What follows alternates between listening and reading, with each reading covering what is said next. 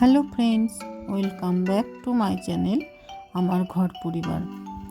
সবাই কেমন আছো? আশা করছি সকলে ভালো আছো এবং সুস্থ আছো।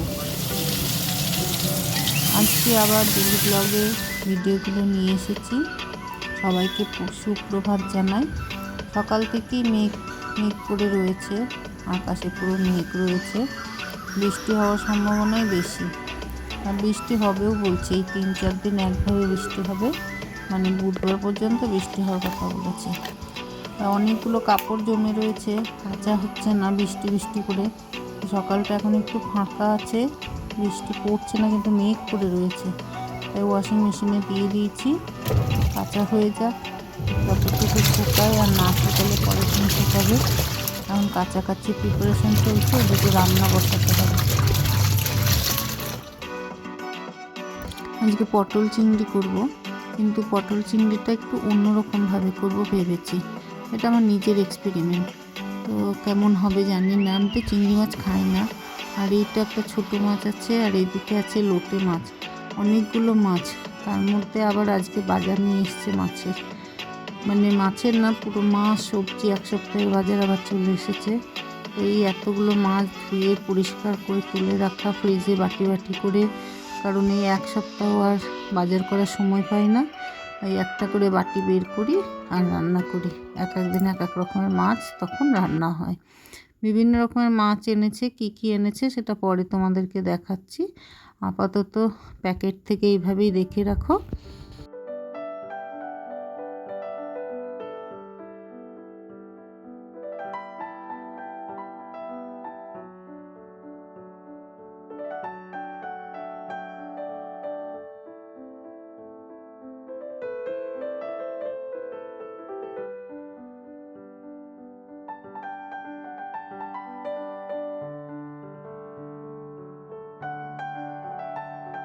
ছোট ছোট চিংড়ি মাছ ছিল, তো সেই চিংড়ি মাছগুলোকে সর্ষে পোস্ত আর লবণ হলুদ কাঁচা লঙ্কা সর্ষের তেল দিয়ে ভালো করে ম্যারিনেট করে রেখেছিলাম 10 মিনিট মতন। তারপরে যে গোটা বেশ পেট মোটা মোটা যে পটলগুলো হয়, সেই পটলগুলোকে খোসা ছাড়িয়ে নিয়ে পেট থেকে অল্প কেটে নিয়েছি, দিয়ে পেট থেকে যে বীজগুলো সেগুলো সব বের করে দিয়েছি। এবার ওই ফাঁকা জায়গাটায় ছোট চামচ দিয়ে আস্তে আস্তে চিংড়ি মাছগুলো পুড়ে দিচ্ছি। এটা পুর হিসেবে ভেতরে দেওয়া হচ্ছে। এবার এই পুরটা খুব সাবধানে পুড়তে হবে, যাতে পটলটা ফেটে না যায়। ধীরে সুস্থে খুব স্লোলি করতে হবে। তো এইভাবে, আমি যেহেতু চিংড়ি মাছ খাই না, তরকারিটা আমার জন্য অবশ্যই হচ্ছে না। এই কারণে বিভিন্ন রকমভাবে চেষ্টা করি চিংড়ি মাছ করার, তো এটা নতুন মনে হয়েছিল করি, তাই আজকে আবার এইভাবে রেসিপিটা করছি। তাই তোমাদের সঙ্গেও একটু শেয়ার করে নিচ্ছি। তো এই গোটা পটলের মধ্যে এইভাবে চিংড়িগুলোকে পুড়ে নিয়ে তারপরে আস্তে আস্তে সেগুলোকে তেলের মধ্যে ছেড়ে ভাজতে হবে। পুরো প্রসেসটা দেখো। হয়তো তোমরা এটা খেয়েছো বা জানো তোমরা। আমি চিংড়ি খাই না, বারবারই বলছি। চিংড়ি খাই না বলে কিভাবে করবো সেই। এই যে পুরো জিনিসটাকে কমপ্লিট করা হয়ে গেছে। 4টে পটলের মধ্যে দিয়েছি, দিয়ে এবার এই যে কড়াইয়ে তেল গরম করতে দিয়েছি। তেল গরম করা হয়ে গেলে আস্তে আস্তে পটলগুলোকে ছেড়ে দেবো।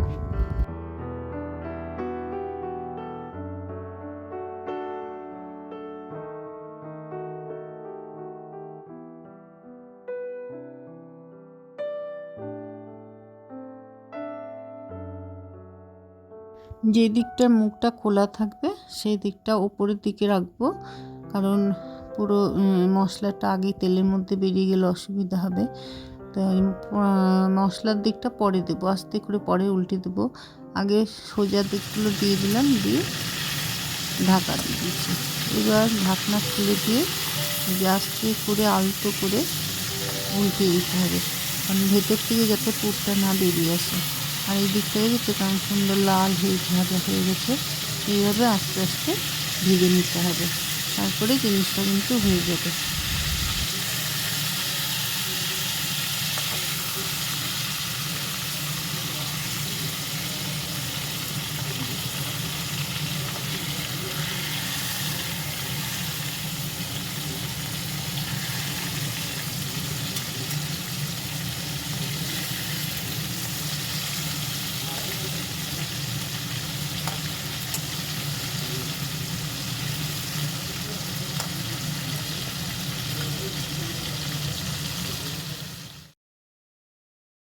পুরো ভাজা কমপ্লিট হওয়ার পর এই যে এইরকম হয়েছে। আমার তো মনে হচ্ছে খেতেও স্বাদ হবে। যারা পটল চিংড়ি মানে চিংড়ি সর্ষে পোস্ত দিয়ে খালি ভাপা করে ঠিক ওই ধরনের অনেকটা লাগবে। আবার এই যে চিংড়ি মাছ চলে এসেছে। এই চিংড়িগুলো সাইজ একটু বেশি বড়। আমি আজকে যে চিংড়িগুলো করেছিলাম সেগুলো একটু মিডিয়াম সাইজ ছিল, আর এগুলো আজকে বড়। এবার এই চিংড়িগুলোকে পুরো পরিষ্কার করতে হবে। আর মাছ এসছে দেখো, পমফ্লেট, এটা চিংড়ি, আর এখানে আছে ঢেলা মাছ না কি বলছে জানি না, এটা হচ্ছে ইলিশ মাছ, আর এইদিকে আছে পাবদা। এতগুলো মাছ এই যে দুপুর 12টার থেকে বৃষ্টি শুরু হয়েছে, অনবরত বৃষ্টি চলছে। তো বৃষ্টি হোক, এবার আমাদের দুপুরের খাওয়া দাওয়ার ব্যবস্থা করি। খেতে দিয়ে দিচ্ছি। আজকে রান্না হয়েছিল এই যে পটল চিংড়ি দেখলে, লোটে মাছের ভর্তা, ডাল, আর এদিকে সেই ছোটো মাছগুলো সেগুলো সেই সজনের ডাঁটা, আলু, টমেটো দিয়ে হালকা ঝোল করেছি। আর এই ছিল আজকে দুপুরের লাঞ্চ। এখন সন্ধ্যে 7টা মতন বাজে, আর আমরা বেরিয়েছি কাঁচরাপাড়ার জন্য। কাঁচরাপাড়ায় যাব দুটো একটা জিনিস কেনার জন্য। আর আজকে রাখি পূর্ণিমার চাঁদটা গাছের ফাঁক দিয়ে দেখা যাচ্ছে, খুব সুন্দর, কতটা ভালো লাগছে। এই যে দেখো এত সুন্দর, আর এত বড় চাঁদ হয় না পূর্ণিমার দিন, বাইরে বেরালে তখন চোখে পড়ে আর খুব ভালো লাগে।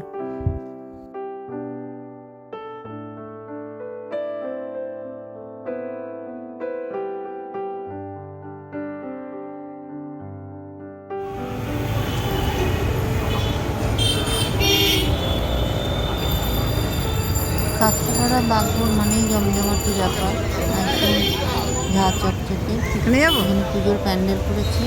আমরা এসেছি আজকে বাজার কলকাতা শপিং মল থেকে। এটাতে কোনোদিন আসিনি, তাই এটাতে এবারে এলাম। আর এটা খুব কাছে, একদম বাগদোরে অটো স্ট্যান্ডের কাছে, বেশি দূর যেতে হলো না। ভেতরে গেলাম। এটা লেডিস সেকশন, গ্রাউন্ড ফ্লোরে লেডিস সেকশন। আমরা যাব একদম টপ ফ্লোরে যাব।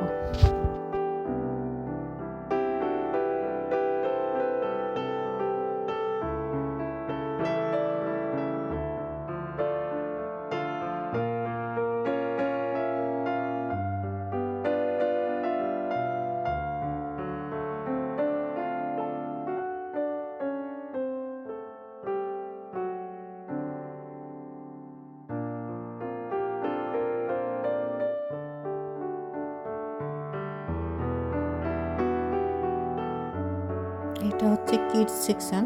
কিডস সেকশনের জামা কাপড়গুলো দেখতে এত ভালো লাগে না, খুব কিউট লাগে। কত সুন্দর সুন্দর বাচ্চাদের জামা কাপড়গুলো, এগুলোই দেখছিলাম, খুব ভালো লাগছিল। আর এখান থেকে নিলাম আমাদের পুচকোটার একটা জামা।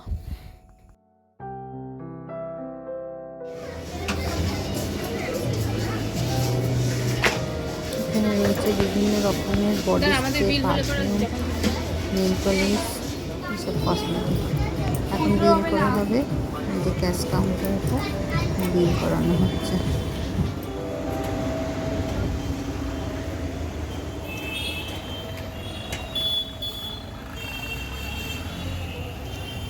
হয়ে গেল শপিং, আর বাড়ির জন্য বেরোয়। এই যে এখানটাতে প্যান্ডেল হয়েছে দুর্গাপুজোর, এটা একদম অটো স্ট্যান্ডের কাছে যে প্যান্ডেলটা হয় সেইটা। এখন শুরু হয়ে গেছে, আর 2 দিন পর আরও কাজ এগিয়ে যাবে। তো চলো এবার আমরা বাড়ির দিকে এগিয়ে যাই।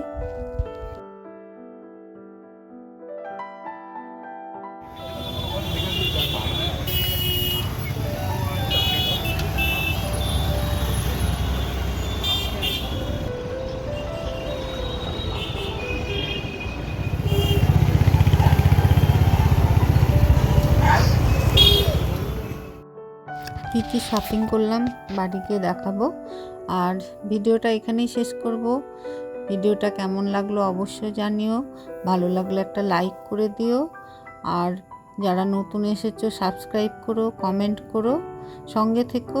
থ্যাংক ইউ ফ্রেন্ডস, আর বাজারগুলো দেখতে থাকো।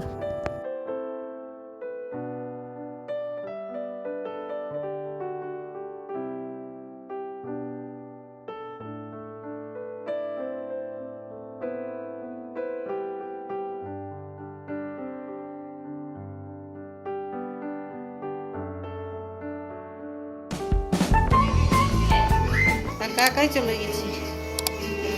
আজকে রাখি পড়ানো চলছে, নির্জা রাখি পড়াচ্ছে। নির্জা